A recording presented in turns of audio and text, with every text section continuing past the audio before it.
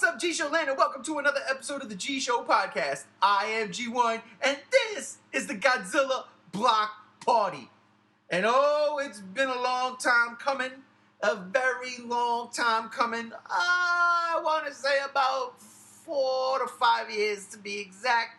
Time coming. We are finally here and beginning our review series, or re-beginning our review series. We tried it before, we were going backwards.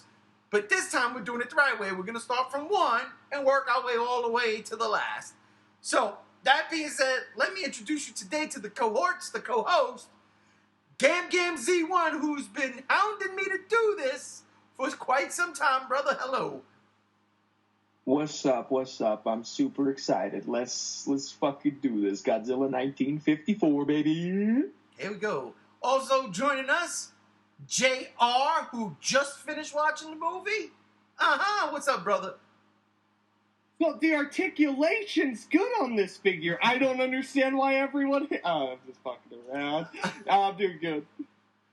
In case y'all don't know, he's talking about the GVK's Mechagodzilla, which really looks good, the monster art version. I gotta be honest, I ain't mad at it. Not bad, dude. Not bad. I have my reservations. For that price, they should have added more red. I wish. He's got red on him. and they should have had the proton scream as an effect piece. But no, they're gonna wait for a special color version that's gonna cost even more. 250. I'm out of the collecting game, boys. I am not doing it. I refuse. I am done. Forget it. I will collect movies like I was and comic books like I am. That's it. I ain't spending no more $80 for no damn figures. I'm done. I can't do it no more. Until... But Super 7. Yeah, no, I can't even do it as much as I want to. Get out of there. I was debating. That's the reason I'm like, I can't. We'll see when the Mechagodzilla 93 comes out. Then.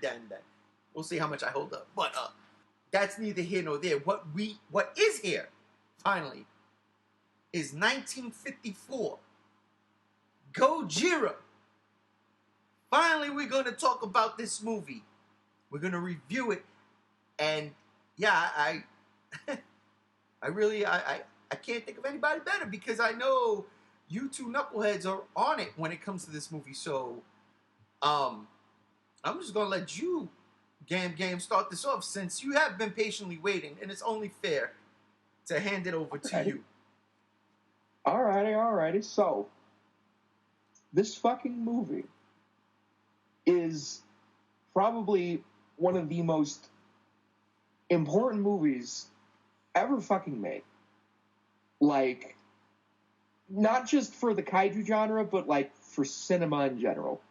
Alright, this is coming from a people who firsthand experienced what it was like to be completely and utterly destroyed. And they put that fear, they put that tension and those feelings into a movie about a giant monster. And, back in the 50s, giant monster movies, you think, oh, it's just popcorn entertainment. It's just going to be a good time at the movies, just going to turn off the old brain and just go with it. But then when you start the movie, it literally tells you, no, turn your brain back on. We got something to say. And, like, it literally starts out with a tragedy that just fucking happened. I can only imagine the reaction of the Japanese audience for the opening scenes, looking at it and just going, oh, fuck. Did they just record the Lucky Dragon number 5 incident? Is that what I'm watching right now? Oh my god. And it just keeps on going from there. And yeah, it has some inconsistencies, just like any movie does. No movie is absolutely perfect. Like, the Jurassic period was 2 million years ago? What?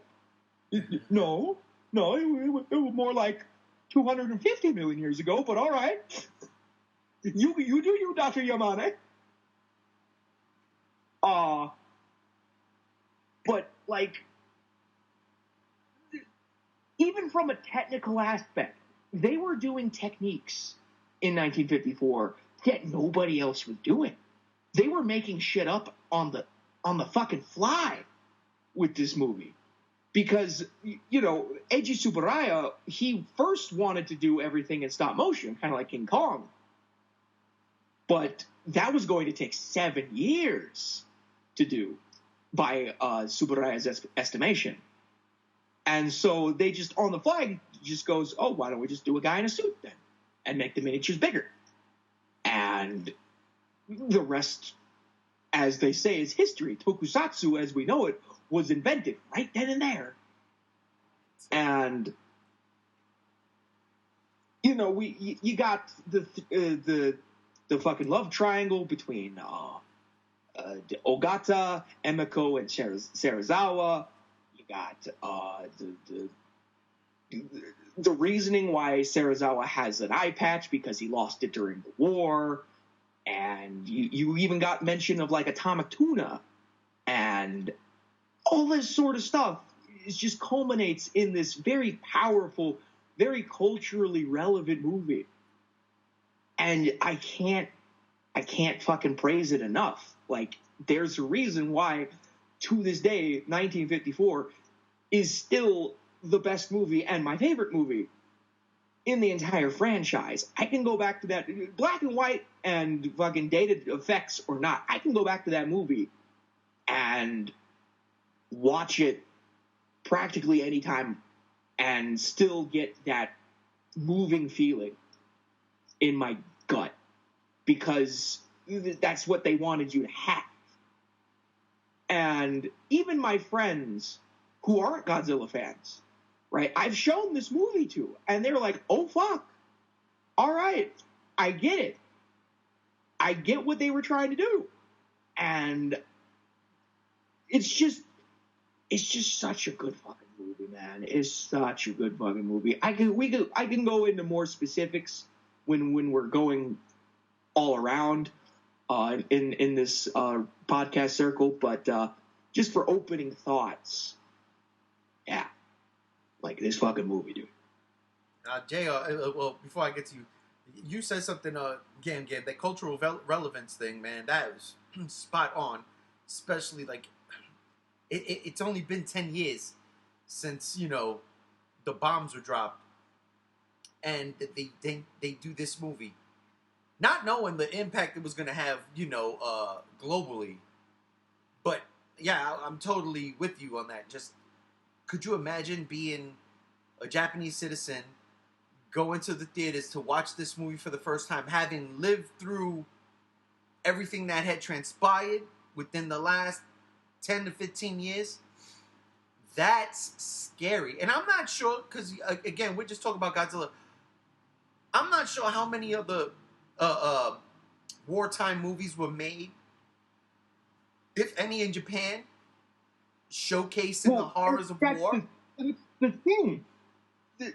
They literally made this movie as a way to kind of circumvent America's censorship, because they couldn't make movies like that. They weren't allowed. America wouldn't let them. The more you know. Give me the rainbow.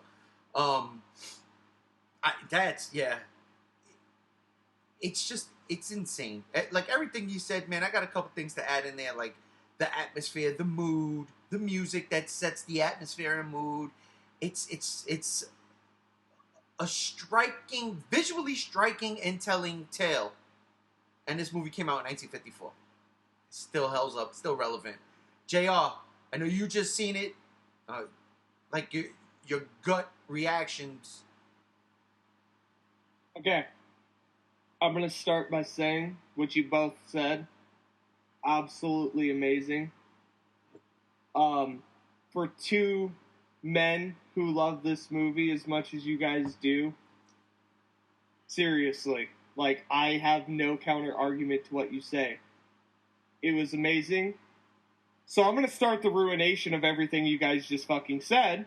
Oh, let's go. Because 1954, as much as I respect the film and it's the culture behind it, I will not sit here and shit on what it did to the movie industry. I won't sit here and shit on what it did for the culture, anything like that. I'm not going to, because it deserves the respect there. This movie is so fucking boring. Visually, yeah, for the time, it's good looking. I do wish Willis O'Brien did the stop motion for it, because there are scenes that don't hold up. And I am here to give my honest take. I respect the movie. I do. But it's not perfect. And it's far from perfect. And I get the 50s. I get the budget. I get all of that. But the fact that it's not even just the fact that it would take so long to stop animate the movie. It's the fact that Willis O'Brien straight up said no. Because he had other projects in the work. Shit like that. So I'm glad he said no. I'll be honest with you. I'm glad he said no. Oh, King Kong doesn't hold a damn nothing to this movie. They didn't even ask Willis O'Brien. Eiji Tsuburaya wanted to do the stop motion himself.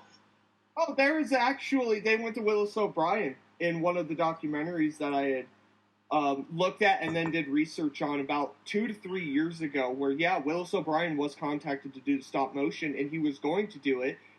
Just, he was like, I can't fit it in. There were too many other projects that I had to do. Because Willis O'Brien, if you remember, is the one who did the stop motion for the original 1933 King Kong. That's what they were trying. That's why they wanted to get him. He had experience. But he couldn't fit it into the schedule. He had so many other movies. I mean, I could fucking list some right here, for instance. But that's neither here nor there. If Godzilla wasn't stop motion, some of the scenes, it would have worked.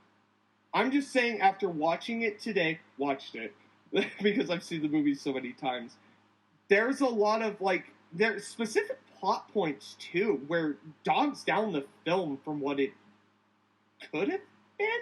Oh, I can't wait. It's hard to say, because it did start a legacy. Ooh. I know, it's an oof moment, and I'm going to tell, you guys know I love Godzilla. I got to cut you off real quick. I'm cutting you off. I'm going to let you get back to it, but I got to cut you off. I had the, damn it, I'm having a Stephen A. moment. I don't even want to. Oh, no! Nope, Grandpa, sit this one out, Grandpa. Sit this one out. I got it. You just raised my blood pressure like the first time I saw Shin Godzilla. Are you out of your fucking mind? You crazy? You trying to kill me in a podcast? When we just started review number 1, we got 30 plus movies to go. Jesus Christ. Are you kidding me? Scenes don't hold up. Plot point breakdowns. What are you talking about? I can't wait. Because like I do, I'm going to argue everything you throw at me. And this time, which is absolutely bonkers, Gam Gam is on my side. I can't believe it. This is nuts. This is like a first. Like, pop the fucking champagne. But no, J.O., man, go ahead. I just have to cut you off and spit in it's fine. And you guys know I love Godzilla. You guys know this. I do. Don't even give me that shit. I do. I love Godzilla. But here's the thing. And I don't know if we're going to talk about it in this podcast. Ray, you, I'm sure, could agree with me, because we are of the older of our group. Older? I didn't grow up with Gojira. I grew up with Godzilla King of the Monsters, and I didn't watch that today. And I'm gonna fucking say, as much as it's heavily edited, the themes are toned down, shit like that, Godzilla King of the Monsters 1956 is a better start to the series. I have my reasons, but we're not here to talk about that film. We're here to talk about the original Gojira. Yeah, next podcast I want to do King of the Monsters. Next podcast I want to do King of the Monsters and that's the only one we're gonna maybe 1985, but that's the only one where we're going to do the original and the American version. Everything else is going to be straight Japanese, unless somebody doesn't have a certain disc. But I digress. Yeah. But no, and here's the thing. I didn't see the original Gojira until Classic Media re-released it on DVD. Because it wasn't fucking available. And if it was, dude, you had to jump through some goddamn hoops to get it. I was a kid. I was 12, 13, maybe 14 years old when Classic Media made Gojira available to purchase on DVD. I remember going to Hastings. Remember Hastings? I remember Hastings. That's where I got them. They had all the classic media movies, minus Mothra vs. Godzilla. That's one of the last ones I got, actually. And I didn't get it in that cool-ass case. I had to get it in the standard case. I digress. And Gojira was there, and I was like, oh my fucking god. Like, I can see the original Japanese version. 12, 13 years old. I rush home with all these brand new movies. Oh my god, oh my god. And I watched it, I was like, huh. That's what it was all about? And I'm 28 years old now, and I put it in, I'm like, I still don't get the hype. I know. I'm a terrible Godzilla fan. I know. So I'm going to say I have not watched King of the Monsters in decades. I have only watched Gojira. I bought it when I was in Boston visiting my cousin while he was in college. I bought that along with Gamera 2 at the same time, and I think Evil Death Trap, either 1 or 2. I forgot which one. But I remember buying 3 movies. It was the original 54 Gojira, it was Gamera 2 Advent of Legion, and an Evil Death Trap movie from Japan. And I remember coming home and watching 54 for the first time. And sort of like you, I was like, wait, whoa. Because there were certain things that I liked from King of the Monsters that didn't make the cut. I understand why. And it wasn't even Raymond Burr. It's just certain dialogue choices that I wish, and obviously, you guys know you have your fears, which might become reality, and you have Godzilla, which is reality, Ogata to Serizawa at the end of the movie. That line is the most important line in Godzilla history. Period. I love that line. And that came from the American version. But that's not what we're talking about. We're talking about the OG. And maybe it was because I was older. I'm not saying nothing about your taste now. Maybe it was because I really wanted to vibe with the Japanese culture.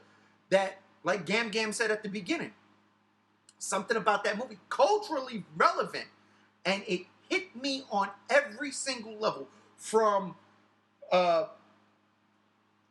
the allegory of the atomic bombs to the cultural dance on Odo Island, when the old man is telling the story and they're doing the dance, the ceremony right before the typhoon comes, right before Godzilla pops up for the first time. All of that, it resonated with me. It was hitting me.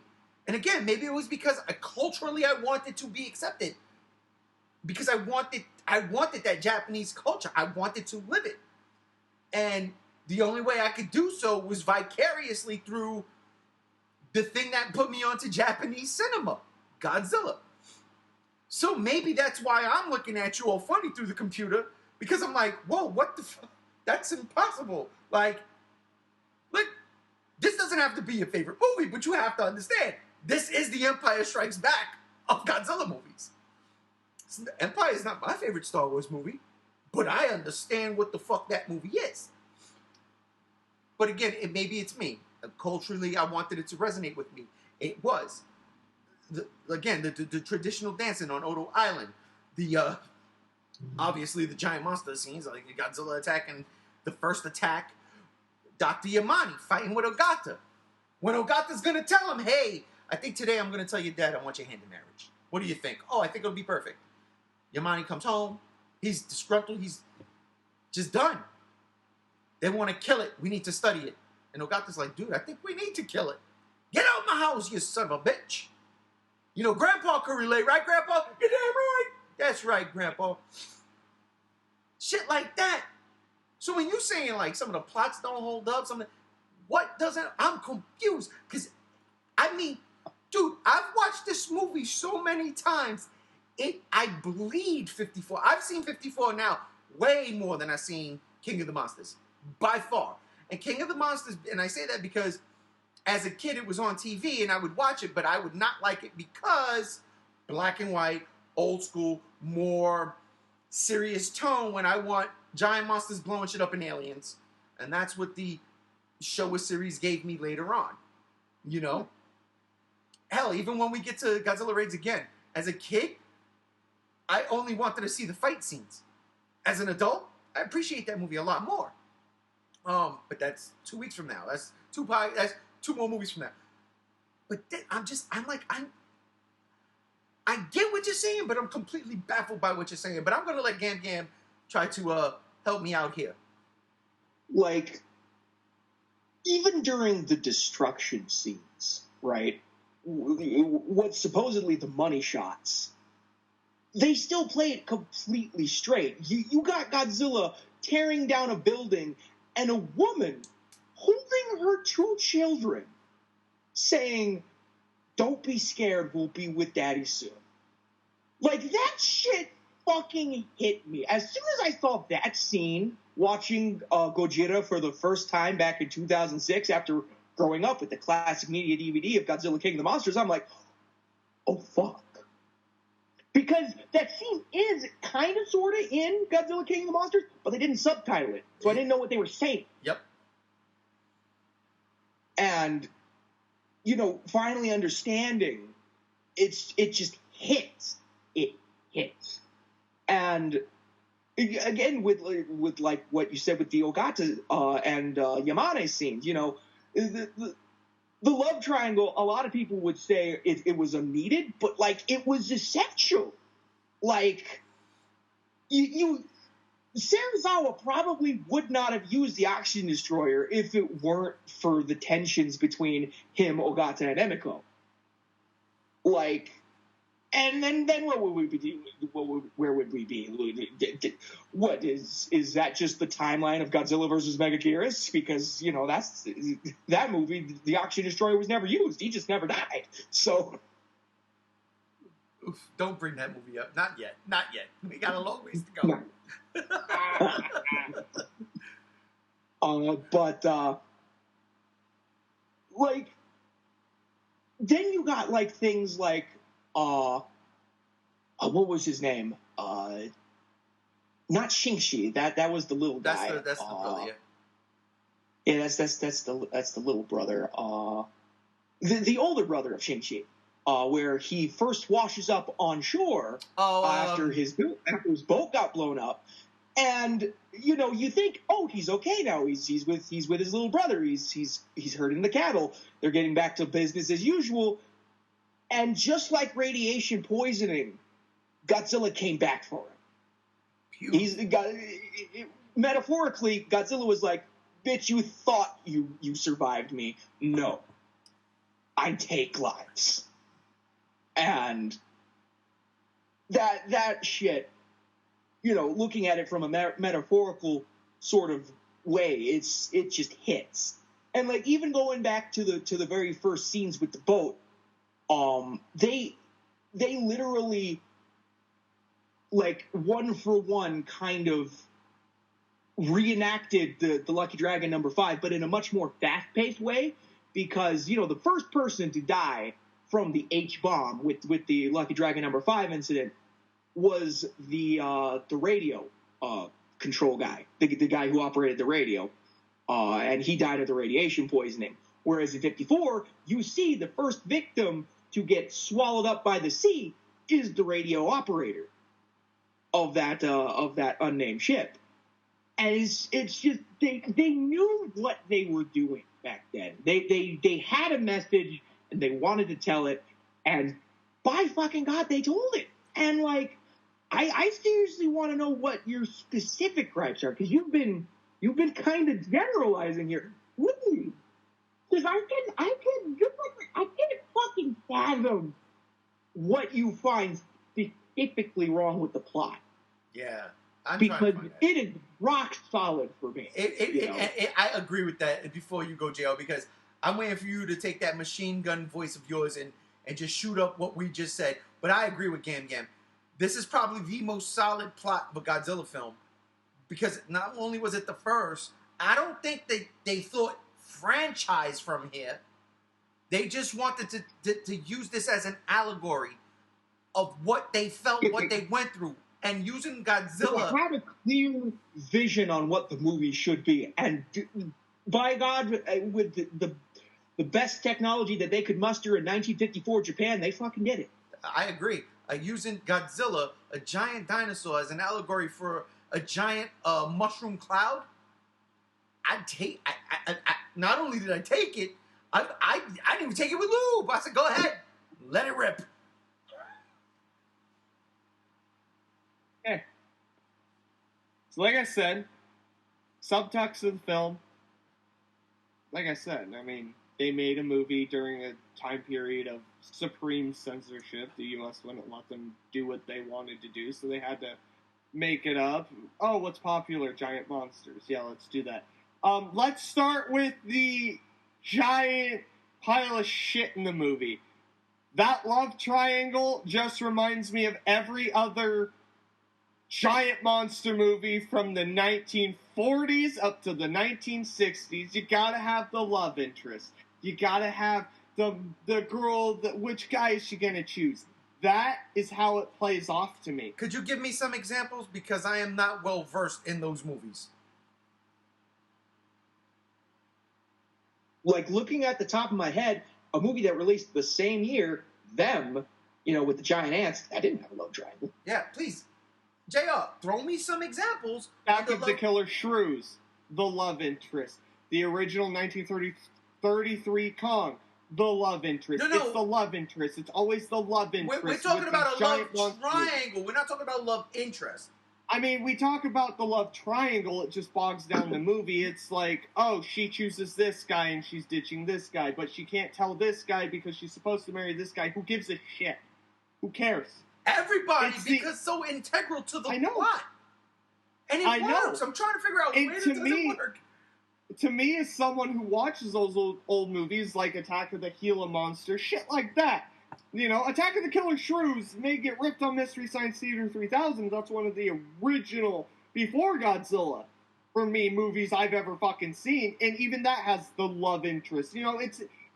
That's how I see it. Yeah, every time I watch it, it may be three people, but to me, it's just the love interest aspect that is put into these movies because it's supposed to generalize with the audience. Oh, how do we, besides the allegories, how do we relate? Okay, we have a girl who's in love with a guy, but she's supposed to marry this guy. She doesn't love him like that. She doesn't want to be with him, and it's an arranged marriage, but she loves this guy. It's interweaving in the plot, too, not set up for the end. Of course, great writers made it set up to the end. I will not deny that fact. But it's there to relate to the audience in a simple, basic manner. At least to me. That's how I pick it up. Every time they go through that shit, they talk, I'm like, shut up. Just go to the random-ass hill that's off to the side and watch Godzilla destroy your city. Can we just move on? If the focus wasn't so much on that and on the aspect of the doctor, I forget the main doctor's name. Dr. Yamane. Who doesn't want the guy to die, or Godzilla to die, and wants to study him. Yeah, Yamane. If we focus more on him and the fact that he wants to fight, to have something, to, preserve Godzilla, to study him, and fucking anything, that would have made much more of a compelling fucking story than having three people argue on who they're gonna fuck.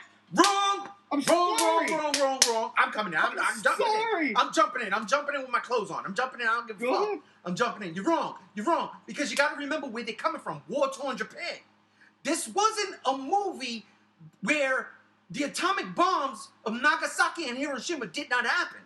This is a movie where they did happen. Especially there's that scene on the train when they're like, the random girl and the guy, they talk about, oh, Gojira, what is this thing? I don't want to go back to the bomb shelters. They say that. So, absolutely. They complain about atomic Buddha. Yeah. So, how is it more compelling about Yamane fighting for the right for this thing to survive? Because they just went through some fucked up shit, and because of that fucked up shit, they've got another piece of fucked up shit coming to destroy them. No. Everybody's going to be against this man. So that's not the compelling point of this movie. Because he's going to lose anyway. He's a scientist. He wants to study it. But at the same time, He knows the reasonable way to go about this, and it absolutely is to kill this creature. He's not happy with it, but he has to concede to it because he is a man of national pride. That's what that shit conveys. You're gonna be here and be like, oh, the love triangle sucks. They should. No, the love triangle makes more sense because look who they are focusing on. And let me be fucking not to you, JR, but let me be fucking clear to everybody here. We talk about, in this generation, strong female leads. And I'm not saying Emiko Yamane was the strongest female lead in a Godzilla movie, but god damn it, she was the first. She had her say. Her say swayed the opinions. She did her thing. And to tell me that a culture like Japan in 1954 making this movie was ahead of us in that respect and regard, and you're going to sit there and be like, that shit was whack. I could have done with it. I'm sorry. I totally disagree with you. It makes perfect sense for that to be the driving force because here she's trying to convince her betrothed, we need you to save the world. Not just us, but the fucking world. And she's doing it with the dude she's sleeping with. That's insane. And they don't go into that crazy detail like that because there's still a lot of respect. She still, brings the father coffee and dinner and tea or whatever. She still does all the lady things in that time frame ladies are supposed to do. But she has say. And she has sway. And that's why I totally disagree with this love triangle thing. Because all those other movies you named off could be any number of movies that come to this day. There's always going to be a love interest in a movie. There's always going to be some subtext of love in a movie. This is a movie about a giant fucking monster about to destroy Tokyo and then probably the world. And you're mad because there was a love triangle? Instead of like the one lover was going to marry the love of her life, the scientist who damn want to do that. I think adding the Ogata angle makes it even better. It's way more interesting. Fair. That's fair, but it's not that I'm downplaying her as a character by any stretch of the imagination. I didn't say that. She could have still been a character in the context of the film, but here's what I'm saying. And you mentioned national pride. In an event, let's say, out of the top of my head, Godzilla attacks the U.S. now. Would it be national pride to just it's national pride. Because of my national pride, we're just going to kill it and fuck studying it. My ass. We have to, that is such a 50s thing to do. But that's the point. It's made in the 50s. It's such a 50s thing to do. But it's made in the 50s. You're talking about a relevance of today as opposed to something modern sensibilities. You cannot bring modern sensibilities into a movie made from the 50s. You have to get into that mindset that this movie was made in the 50s and in a different country, no less. Well, let's talk about the context of Japan in the 1950s. What was their national pride after World War II? But that's what I just said. It was a complete change of almost everything. But that's what I just... Because they became Americanized. So Go ahead.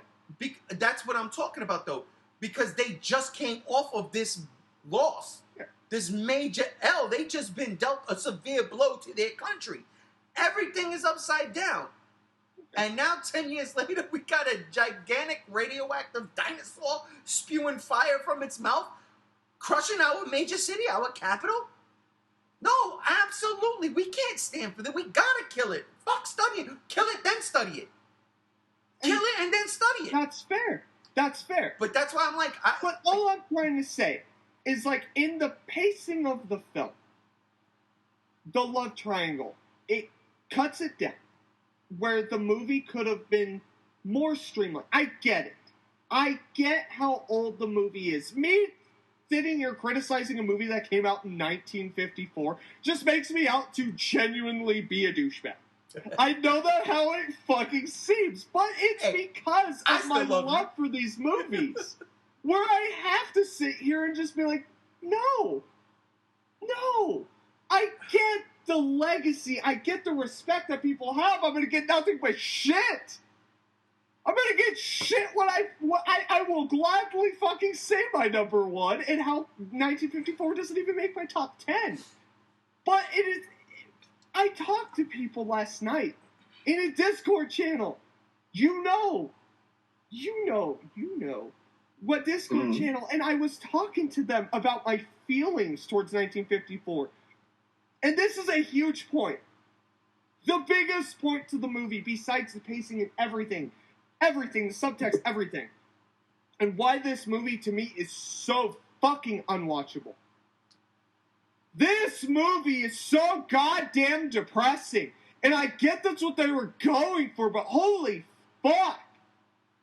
I can't watch this movie without just wanting to just go cry.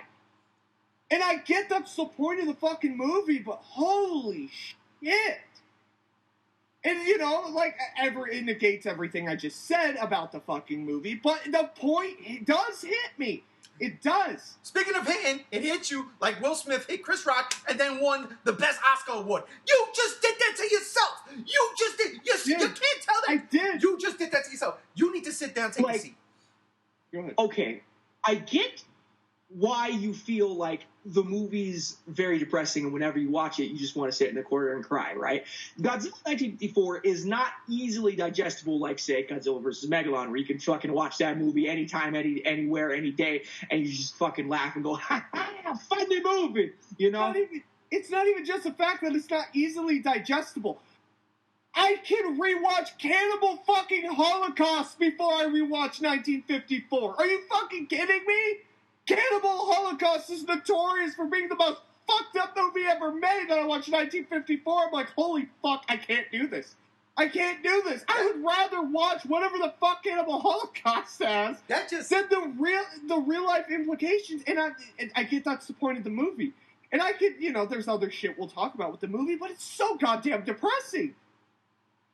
It's just so, like, I can't fucking do this. But like you said...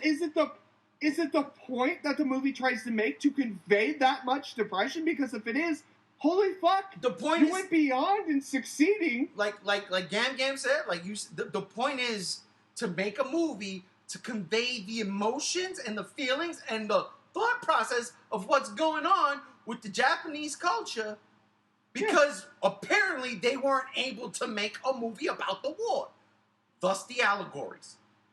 And yes, like, it is depressing. Who better to make a movie about grounded reality fucking nuclear bombings than the only people who have ever been bombed? The only people who have ever felt the effects of both the A-bomb and the H-bomb. Because again, I keep on bringing up the Lucky Dragon number 5 instance because that's those sailors, those fishermen are the only victims of the H-bomb. And granted, it was partially their fault for being in the blast zone radius, but really they kind of weren't. And it was the U.S.'s fault because they didn't realize how big of a blast Castle Bravo was going to be. Right. And they take all these feelings, this pent-up depression and fucking sad feelings over losing hundreds of millions of their people to this fucking weapon, and they condense it into the form of a giant dinosaur. And, like, you get some shots of Godzilla from head on, and his head looks like a fucking mushroom cloud. That's not a coincidence. That's a good point. I never put that together, but now that you say that, I know exactly what you're talking about. You're right. That's crazy. Like, his head looks like a mushroom cloud. That's not a coincidence. And to see, and it's not only just the atomic bombs, like to see Tokyo on fire, that brings back the fire bombings of Tokyo back during World War II, which is arguably an even worse thing than the atomic bombs, because the atomic bombs, done, over with, everything's destroyed. But the fire bombings, that was slow. That was methodical. Just like Godzilla was.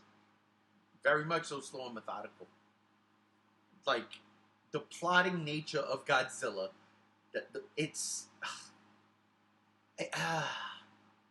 And Godzilla was, like, during his scenes, he was very deliberate. Like, I remember during watching some commentaries for 54, both the David Kallett commentary for the Criterion release and the Ed Gojisetsky commentary for the Classic Media release. They mentioned, like, when Godzilla would attack the Tokyo Theater, people ran out of the building. Because they were legitimately convinced and scared that there was an actual giant monster outside the fucking theater about to destroy them. Yeah, and fucking, there's just, I get why Gojira is a hard watch. I myself only watch it like maybe once a year.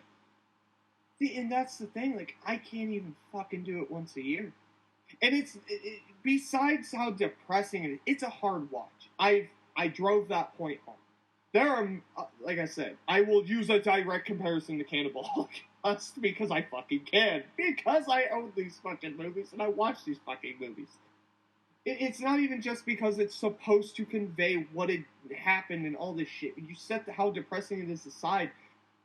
It's because of just like plot points and like the story, like you can feel, at least in my perspective, I've seen a lot of fucking movies and it's just like I just feel like take a few more to make it, you know what I mean? Like I don't know how studios work back in the 50s. I don't know how budgetary limitations work back in the 50s. The only thing I genuinely fucking know is that the suit weighed like 300 fucking pounds. Because they didn't invent foam latex. Shit like that, you know what I mean? But that's another thing we can go into if you guys want, is special effects. No, we have to. Oh, of course. You can't talk about Gojira without talking about Eiji Tsuburaya's. Yeah, that's effects. Integral. This is something that I have. It's not just specifically this movie. I'm going to make it perfectly fucking clear. It is up till a certain point in the Showa era, puppets looking drastically different to the fucking suit. It takes me out. Every time it takes me out of the movie. I get what you're doing. I get the limitations. Holy fuck, you couldn't have taken an extra 5 minutes to... maybe we could take another take of that. It just comes off as looking too bad. Too cheesy. Not bad, cheesy. That puppet, and that's where I will sit here and condone stop motion for shit like that. If Willis O'Brien could have fit Gojira into his schedule and just did, not even the suit, just stop motion instead of using the puppets, that up-close shit of him gnawing on a radio tower, would have been fucking so much better. So much better. And it's the special effects like that that take me out of the movie, especially the puppet. And I get it was 1954, but at the same time, it's like 1933, 1954. Now, I'm not going to argue as hard with you on that in regards to the puppet, because I see what you're saying. All I'm going to say is I actually kind of like that gnawing part on the Tokyo Tower, because when the puppet is pressed onto the tower, the way the hand moves, it kind of looks like Godzilla's mouth kind of snarls up and the teeth are just clasping. So for me, that always worked. But I understand the grievances there. I can't argue that point with you. I personally like it. It doesn't personally bother me, but I can absolutely see where it might bother people. I got a counterpoint to that. Uh-huh. You say 1933 and 1954. I say Japan and America. Look at Japan's CGI. It still hasn't caught up to Hollywood. So, like, you can't compare Japanese cinema to Hollywood. It will never be done because they will never have the budget that America has. But once again, you're talking about, what, the last 30 years? the last 30 years. I mean, there was a point where American movies and Toho movies go look at fucking Die Hard and then go look at Godzilla vs. Destroyer. You don't ever bring up Die Hard. That's blasphemous on this podcast. You leave Die I'm Hard gonna alone. bring it up because I first of all, I don't like Die Hard. Get off this podcast. He's out. He's fired. He's never coming back. He's fired. He's fired. Get him out. He can never come back. Oh, okay. Oh, God. You're back. Get back. Okay. Okay, you're back. I'm sorry. I lost my cool. Did that motherfucker say he didn't like the Die Hard movie with the John McClane? He jumped off a roof into the window. Grandpa, get the fuck out of here. It's not the podcast. I'm sorry. I peed myself. But no, it's a fair assessment because there was almost a level playing ground back in the 50s because there are scenes in Gojira that look better than fucking movies like them. Or, what is that one with the giant tarantula that attacks an Arizona town? I forget what it's called. The giant tarantula. It's called Tarantula. Yeah, the tarantula. You know what I mean? Like, there are scenes that look better. We're talking about the 50s. Hollywood was in its infancy still. No. Hollywood was cutting corners.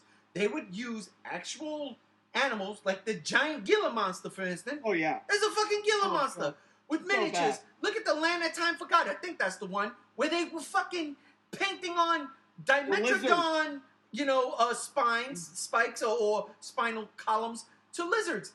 None of that shit made any damn sense, right? They didn't want to pay or wait for the Willis O'Brien techniques of the day, of the 30s. Suitmation wasn't a thing that America did up until 1976. But what you're saying is, my point is valid in a way that Japan, and specifically Toho, in 1954 Godzilla, exceeded what Hollywood was doing. Well, at that time, yeah, but in certain ways.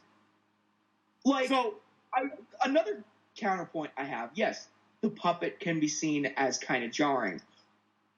But look at all the matte painting scenes of, like, background elements. Like, during the time when they're walking up the hill to go see Godzilla and you see the background of the town, that's not the actual background of the town. That's a matte painting.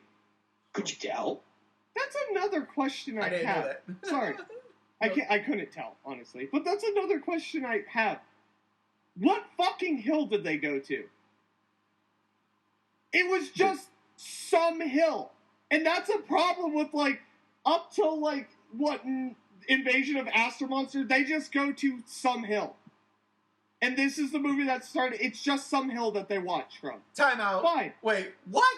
What type of argument is that? That's the beer talking. Trust me, I know when the beer's talking. That might be. That's the beer talking. But Take no, it it's from a me. valid point. They just find some hill in which they can see all of the city being destroyed before their eyes. Oh, you're talking about... We're talking about on Odo Island. Yeah, that's what I was thinking. Godzilla. Yeah, that's what I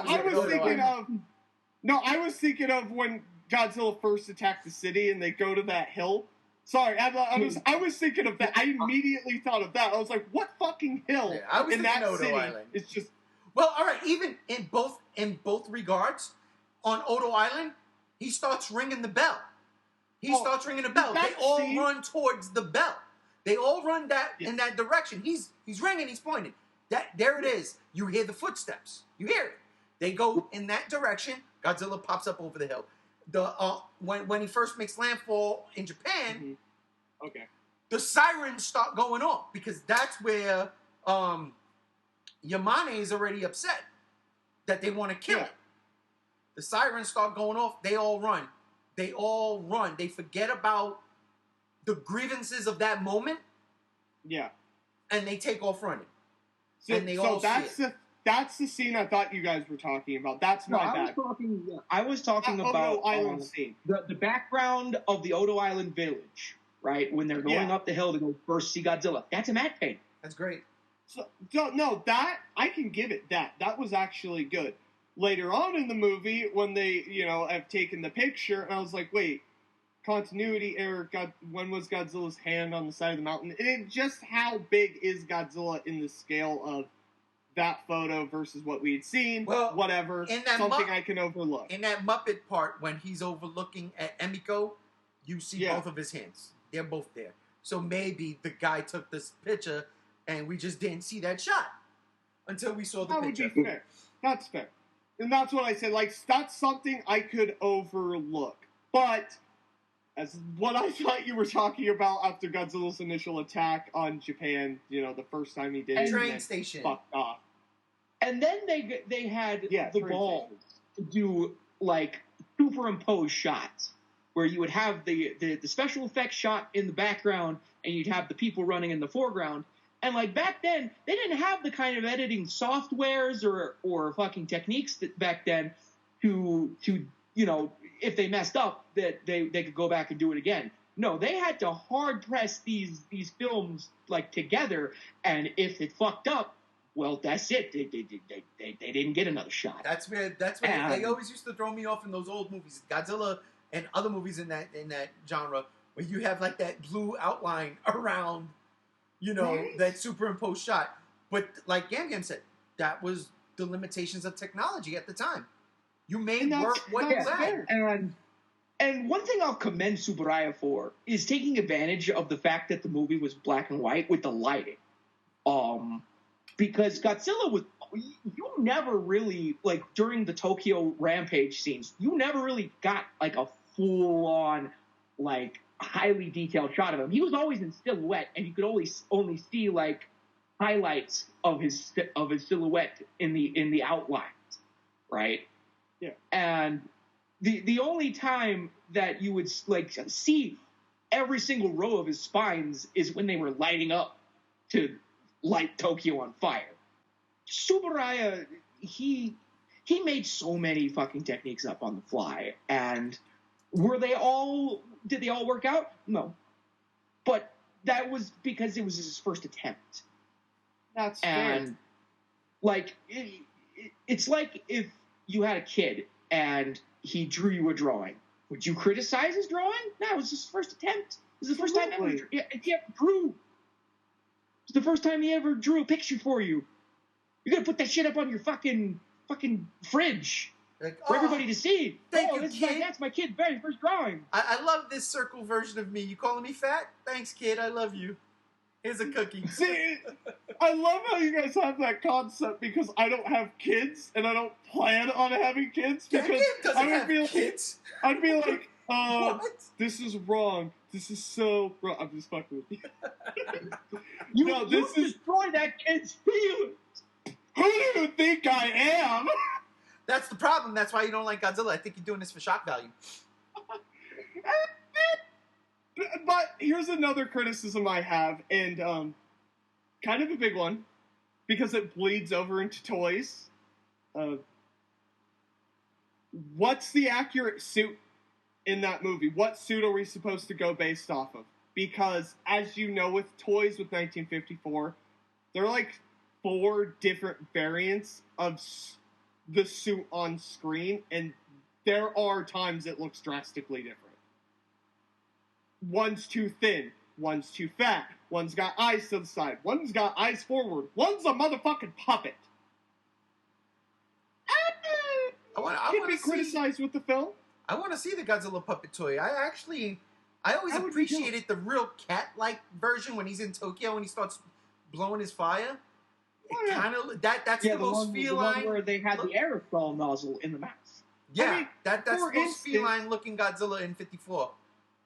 Yeah, for instance, I could pull down, say whatever you want between toy companies who give a shit. They're both in the fucking film. The NECA and the Monster Arts. The Monster Arts is thin. That's in the movie. The NECA's fat. That's in the movie. They're both accurate. I would argue that the Monster Arts 54 looks more like 55, but sure. Yeah, because I'm trying to remember where Godzilla was thin in 54, because I don't. But there are scenes with it. For instance, I know they use different suits for the water, but in the water, yes, he's super fucking thin, you could tell. But there's also scenes on the ground where he is.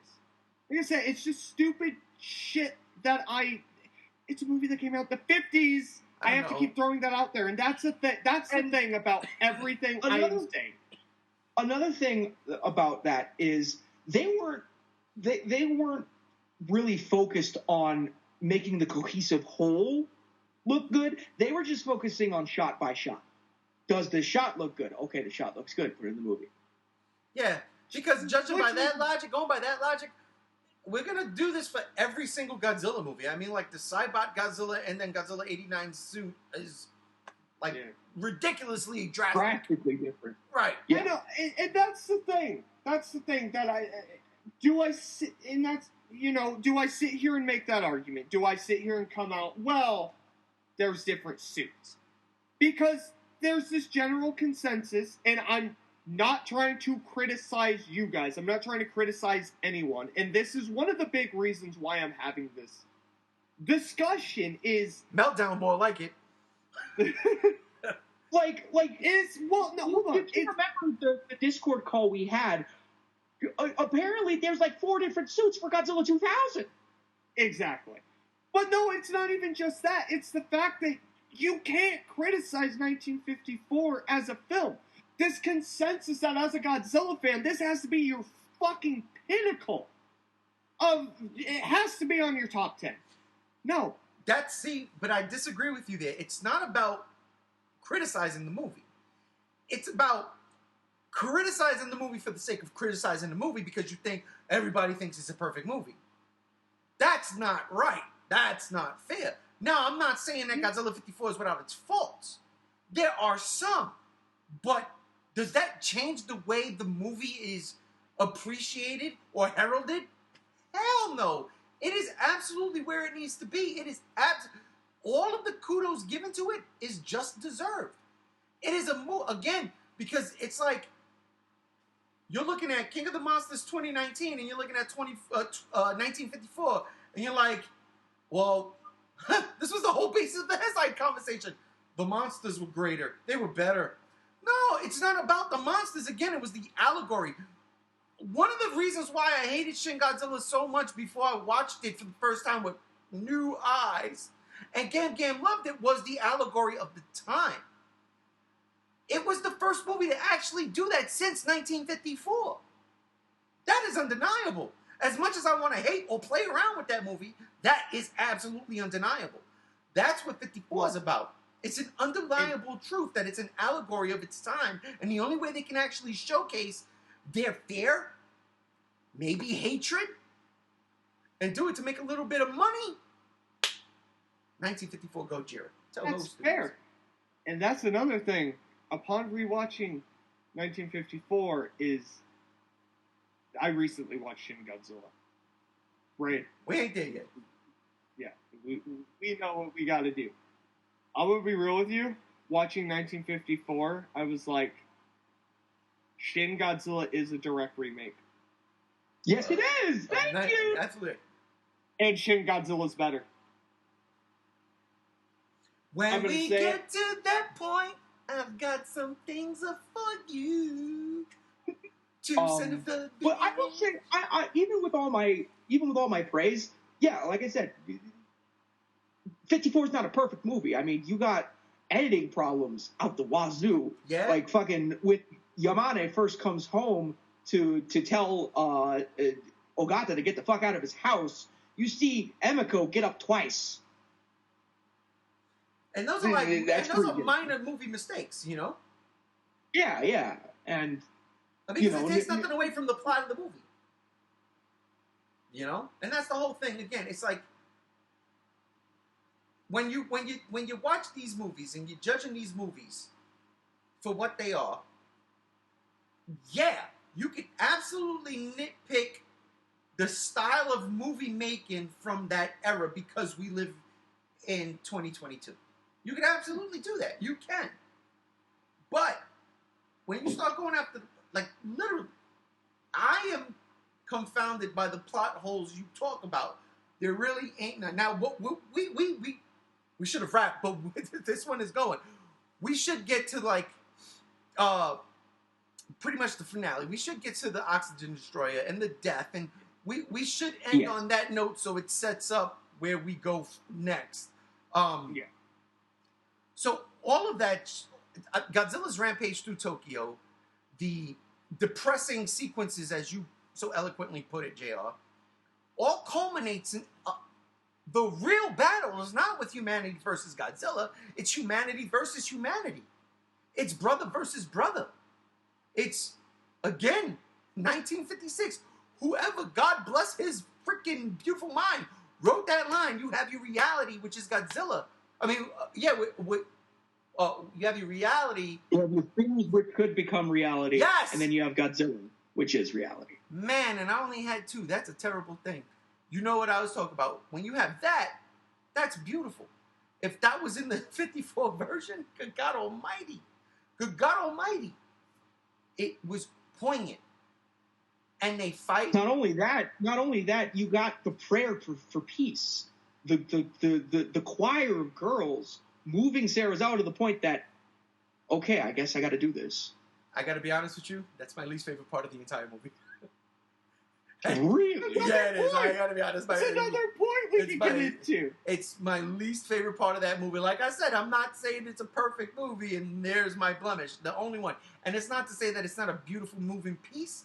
I can just do it out. That is probably the only thing when he talks about pacing issues that I agree with. Everything else, I'm confused by. But I get it. It was that. But I also believe it was Emiko at the end of the day. He loved her.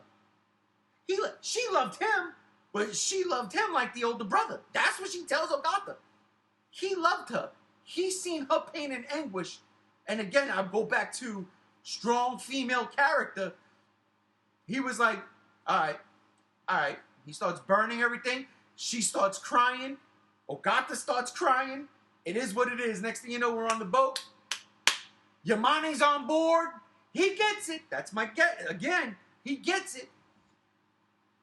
And then they use the oxygen destroyer, which is an absolutely genius MacGuffin. If there was ever a MacGuffin that was a genius, the oxygen destroyer is one of the best in cinema.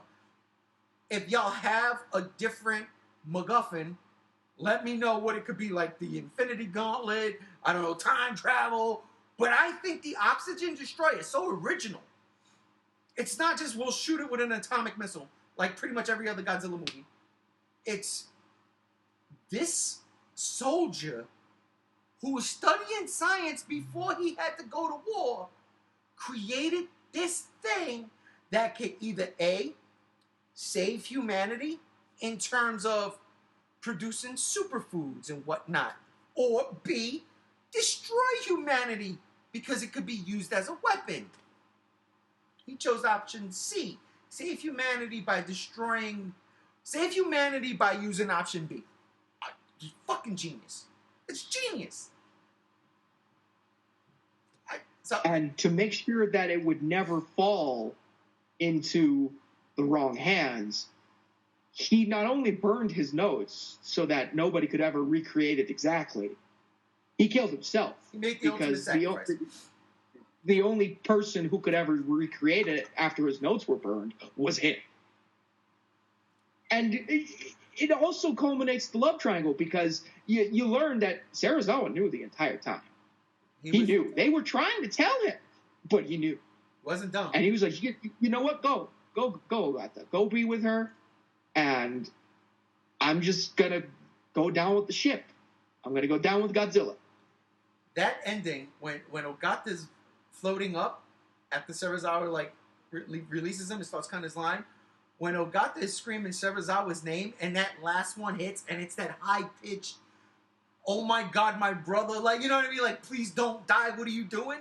When he hits that high pitch, that's the one that gets that frog in my throat. I'm like, every single time I watch that movie, I'm like, ooh, and I love it.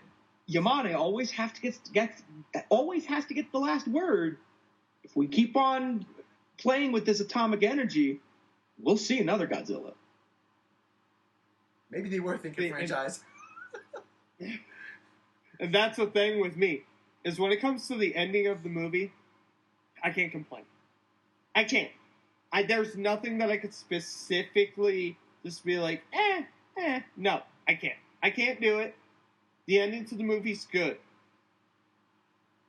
Fucking great. Yeah, it ties up the shit I didn't care about. in my head, I'm like, oh, what could they have done? But it's what they did and the payoff.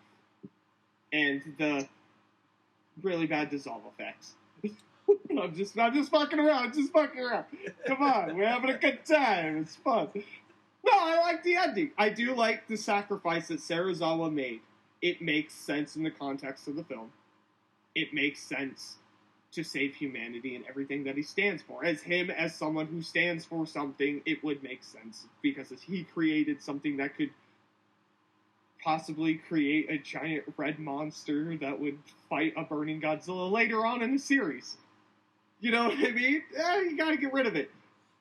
And also, they did a flip side of that in your favorite Godzilla movie. Yeah. I wish they would have paid that off in Godzilla vs. Kong, but we won't get into that. Hey, motherfuckers. But no, like I said, I'm not. It's just shit. I'm listing reasons why I specifically don't like the movie as much as someone else might. Because everyone has differing opinions. And when it comes to rounding out this podcast, I'm going to be real with you guys. I appreciate criticism for my takes as much as someone should appreciate criticism of my takes. Not everyone has the same love for the same movies for the same motherfucking reasons. 1954 doesn't make my top 10. And I'm going to bring up a point as a whole with the fan base because it seems to be a consensus among the fans that if you don't like 1954, you are not a true Godzilla fan. I have thousands of dollars that would suggest otherwise. I have a childhood that would suggest otherwise. My love for Godzilla shouldn't be based on the 1954 film. Neither should be with anyone. I never said that. I only made that joke, with the Ari, because it seems like you hate fucking every Godzilla movie. We haven't talked about the ones that I love. You're just like, actually, I don't like it. Actually, I know, it seems like I'm the, actually. But it's because we haven't got to the ones that I thoroughly fucking enjoy. I mean, for Christ's sakes, I never got to talk to anyone about 2019 King of the Monsters, for Christ's sakes. Big monsters have big fights. That was your whole argument about the Heisei series, Gams. There you go, JR. Because that's all that movie is. Big monsters having big fights. That's all that movie is. You know it. I know it. He knows it. And but everything that I'm talking about right now with this movie will immediately be contradicted and rectified when we talk about King of the Monsters 1956, because I prefer that one. Well, that's next week's podcast, so let's wrap this one up. Is that your final words? That is your final words. You're done. Gam's final words. I love you, JR. I swear to God I do. Final words is I respect your opinion, and I get why it's a hard watch for you. I get why that you can't even go watch it once a year like probably me and Ray do. 4 times a year. Quarterly. 4 times a year for Ray. Only once for me because I have to be in a certain somber mindset to watch that movie. And it for me it is the original Japanese masterpiece, just like the classic media DVD puts on the cover. And I will never, ever not appreciate what it did for cinema and what it did for the Godzilla franchise because it was the first. It started the franchise.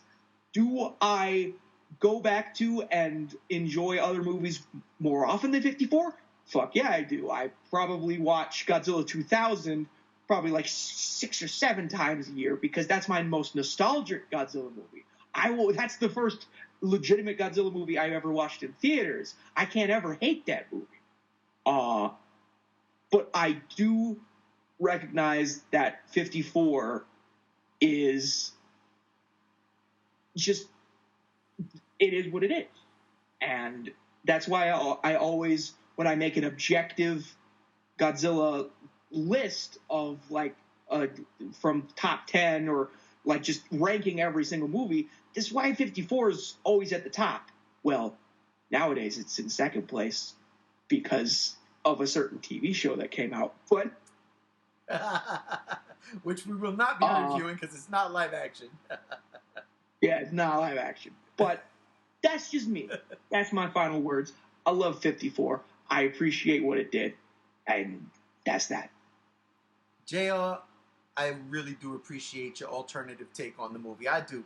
I really do. You're not the only one who feels like that. I know this for a fact. You won't be the only Godzilla fan to feel like that. There are many Godzilla fans your age, Gam Gam's age, Chase's age, my age, Rob's age, Anthony's age, everybody else's age, that might have differing views on the movie. I get it. I respect it. You're wrong. I'm just saying. I don't give a fuck. You're fucking wrong, you son of a bitch. Grandpa! I hear you, son of a bitch. That's right. No. For what that movie was and for what that movie did, it gave us countless hours of entertainment. From that movie spawned a franchise that's the longest running franchise in cinema history. I mean, I don't think it's James Bond. Is it James Bond? I think Godzilla has more. No, it's not James Bond. It's Godzilla. James Bond is the second longest running franchise in history. So when you take that and you look at what started it, if you had your way, we would never have met. We wouldn't be having this podcast. We wouldn't be having this discussion. We would never have been talking because Godzilla would have been a one and done. But because that movie was what it was, and because people hold on to that movie with such passion, nowadays, that's why we got 2014, 98, 2014, and fucking beyond. And yeah, we'll be long dead, but the king of the monsters will forever reign. And that'll do it, ladies and gentlemen, for this episode of the Godzilla podcast. I want to thank all of y'all for hanging out with us, especially my two partners in crime today. I'll start with you, Gam Z1. Thank you, sir. Oh, yeah, and always a pleasure to be on here. And I actually can't wait for the next podcast because, you know, a lot of people don't like King of the Monsters 1956, but that's just as important for starting this franchise as 54 is. So, can't wait for that. Absolutely. JR, I want to thank you, my brother, for joining us and giving your opinions. The NECA 1954 figure, the Articulation. I love you guys. Thank you for putting up with my shit. Oh, we didn't put up with it. We shot it down. But ladies and gentlemen, I want to thank y'all for being with us. I am G1, and we are out of here. Peace.